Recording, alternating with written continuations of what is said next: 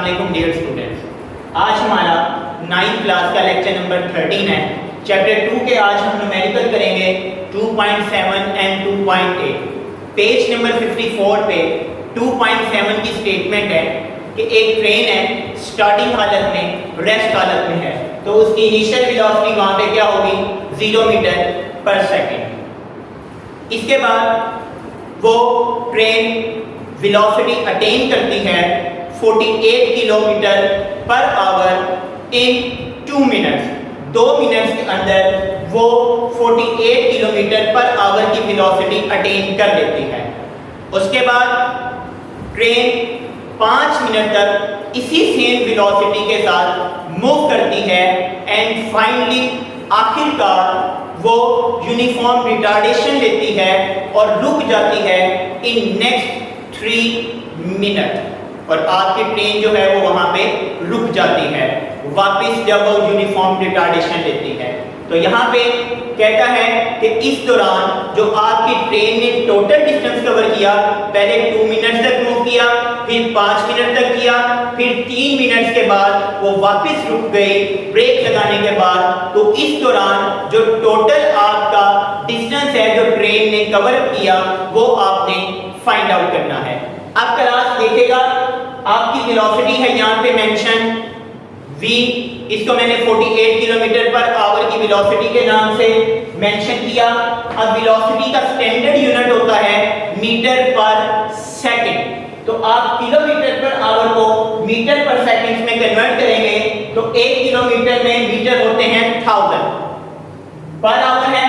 नीचे आगे power positive हो गई।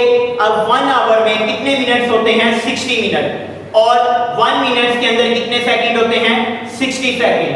तो आप 60 मल्टीप्लाई बाय 60 कर लें। अब 60 को 60 से मल्टीप्लाई किया 3600 सेकंड आ जाएगा।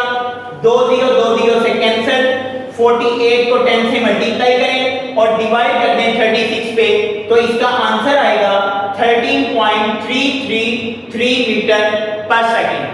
अब पहला जो टाइम था t1 2 मिनट जो आपकी वेलोसिटी अटेन करती थी जब वो मूव कर रही थी ट्रेन 48 किलोमीटर पर आवर की वेलोसिटी के साथ, तो 2 मिनट आप टाइम को सेकंड्स में कन्वर्ट कीजिएगा। 2 को 60 से मल्टीप्लाई करें तो आ जाएगा t1 = 120 सेकंड। उसके बाद t2 आपकी ट्रेन इसी सेम वेलोसिटी के साथ मजीद 5 मिनट तक मूव करती थी, तो आप इसको भी सेकंड्स में कन्वर्ट करें। 5 मल्टीप्लाई बाय 60 तो आ जाएगा t2 = 300 सेकंड।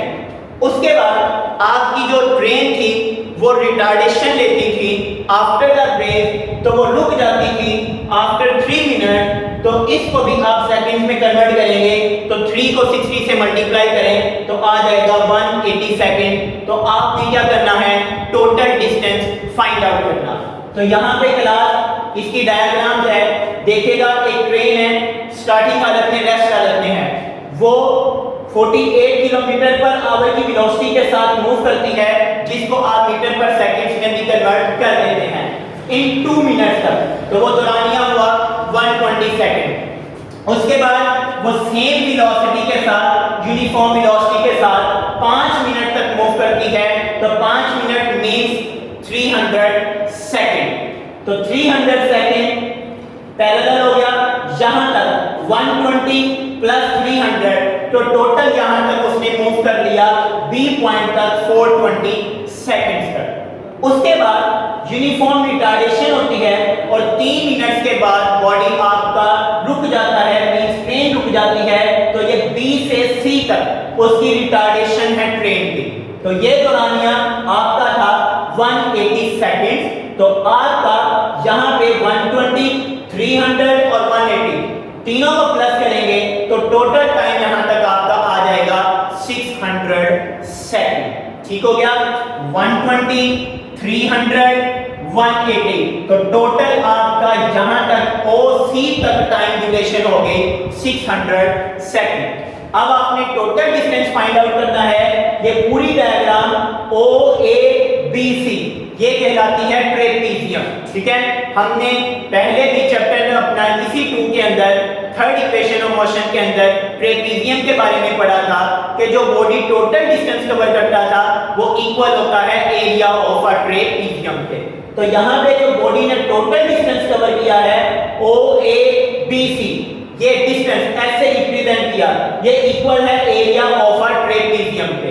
तो एरिया ऑफ अ ट्रेपेजियम निकालने का फार्मूला मैंने थर्ड इक्वेशन ऑफ मोशन में भी आपको बताया था कि 1/2 sum of parallel side multiply by height.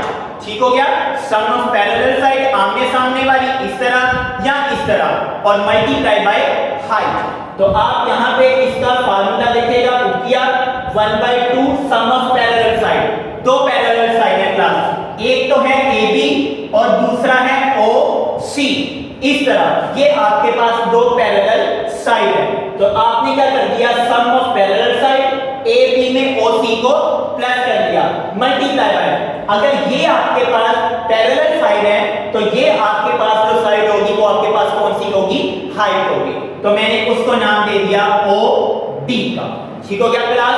अब AB 5 मिनट तक आपकी ट्रेन मूव करते थे, तो 5 मिनट 300 सेकंड आ गया, प्लस OC तो ये आपका 120 300 180 सबको प्लस करके टोटल टाइम आया आपके पास 600 सेकंड, मल्टीप्लाई बाय OD कौन सी वेलोसिटी है, 13.333 मीटर पर सेकंड। तो 300 में 600 को प्लस किया, आपके पास आ गया 900। तो 2 को 900 से कट करेंगे तो आंसर आएगा आपके पास 450।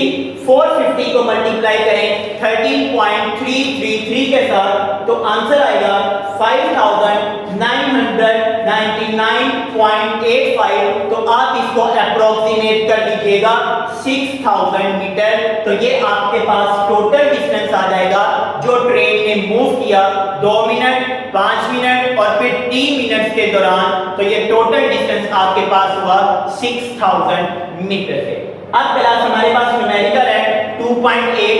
इसी पेज नंबर 54 पे इसकी स्टेटमेंट देखिएगा।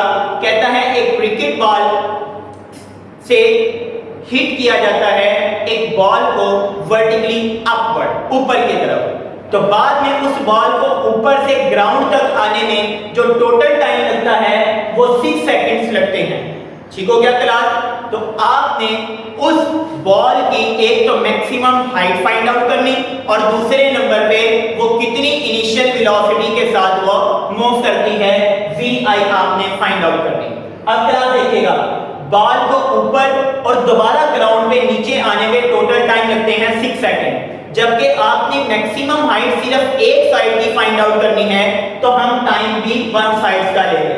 तो आप टाइम फॉर वन साइड 6 को 2 पे डिवाइड कर दें क्योंकि दो साइड में, एक ऊपर जाने और नीचे आने पे। तो 6 को 2 पे डिवाइड किया तो टाइम फॉर वन साइड आ गया आपके पास 3 सेकंड। अब मैक्सिमम हाइट पे जाके बॉल कुछ ना कुछ लम्हे के लिए रुकेगी और फिर वो किस जानिब आएगी, वापिस आएगी। जैसे एक बॉल है, आपने उसको ऊपर की तरफ उछाला तो वापिस उसने नीचे तो आना है, तो मैक्सिमम हाइट जहां तक पहुंचेगी वहां पे कुछ लम्हे के लिए आपकी बॉल रुकेगी और दोबारा वापिस रिटर्न बैक होगी। तो उस मैक्सिमम हाइट पे जो उसकी वेलोसिटी होती है वो फाइनल वेलोसिटी होती है, क्योंकि वहां पे रेस्ट हालत में कुछ लम्हे के लिए रुकेगी तो वो हो जाएगी 0 मीटर पर सेकंड। अब आपकी बॉल अपवर्ड मोशन है, opposite to the gravity work कर रही है, तो G की वैल्यू होगी -10 मीटर पर सेकंड स्क्वायर। अगर यही बॉल टुवर्ड्स द अर्थ नीचे की तरफ आएगी तो आपकी G की वैल्यू पॉजिटिव होती है, और अगर अगेंस्ट द ग्रेविटी मूव करेगी तो आपकी G की वैल्यू नेगेटिव होती है -10 मीटर पर सेकंड स्क्वायर। अब एक तो मैक्सिमम हाइट फाइंड आउट करनी और दूसरे नंबर पे initial velocity of the ball. अब हाइट फाइंड आउट करने का formula second equation of motion h = VIT + 1/2 GT का स्क्वायर, और इनिशियल वेलोसिटी अगर आपने फाइंड आउट करनी है under the gravity VF = VI + GT। ये फर्स्ट इक्वेशन ऑफ मोशन है और ये सेकंड इक्वेशन ऑफ मोशन है। सबसे पहले हम अपनी initial velocity of the ball find out करेंगे, क्योंकि बाद में ही आप उसकी मैक्सिमम हाइट फाइंड आउट कर सकते हैं। अब VF की वैल्यू 0 = VI फाइंड आउट करनी है आपने, प्लस G की वैल्यू -10, टाइम आ गया 3, -10 को 3 से मल्टीप्लाई किया -30, तो -30 उधर जाएगा तो क्या हो जाएगा, प्लस हो जाएगा, और initial velocity of the ball आ जाएगी 30 मीटर पर सेकंड। अब आपने मैक्सिमम हाइट फाइंड आउट करनी, h = vit + 1/2 gt का स्क्वायर, और vi इनिशियल वेलोसिटी आपके पास आई 30 मल्टीप्लाई बाय टाइम ड्यूरेशन कितनी है क्लास 3 प्लस 1/2 g की वैल्यू -10 और t 3 का स्क्वायर। 30 को 3 से मल्टीप्लाई किया 90 प्लस माइनस 2 1 are 2 2 5 are 10, तो 5 को 3 का स्क्वायर 9 5 are कितना हो जाएगा 45, तो 90 में से 45 को माइनस करें तो h आपके पास हाइट आ जाएगी 45 मीटर। तो क्लास इसके बाद आपने न्यूमेरिकल 2.9 और 10 नहीं करना, वो थोड़े से लेंथी हैं, जब इंशाल्लाह आप स्कूल में आएंगे तो उनकी मजीद जो है वो प्रैक्टिस करवा दी जाएगी और इनकी भी दोबारा प्रैक्टिस करवा दी जाएगी। ये तभी आपको आएंगे जब आप बार बार बार इसकी प्रैक्टिस करेंगे, अदरवाइज न्यूमेरिकल आपको नहीं आएंगे। जब तक आप मैथ की प्रैक्टिस नहीं करते, आपको मैथ नहीं आती, इसी तरीके से अगर आप फिजिक्स के न्यूमेरिकल की प्रैक्टिस नहीं करेंगे तो मेरा बच्चा ये भी नहीं आएंगे। जज़ाकल्लाह।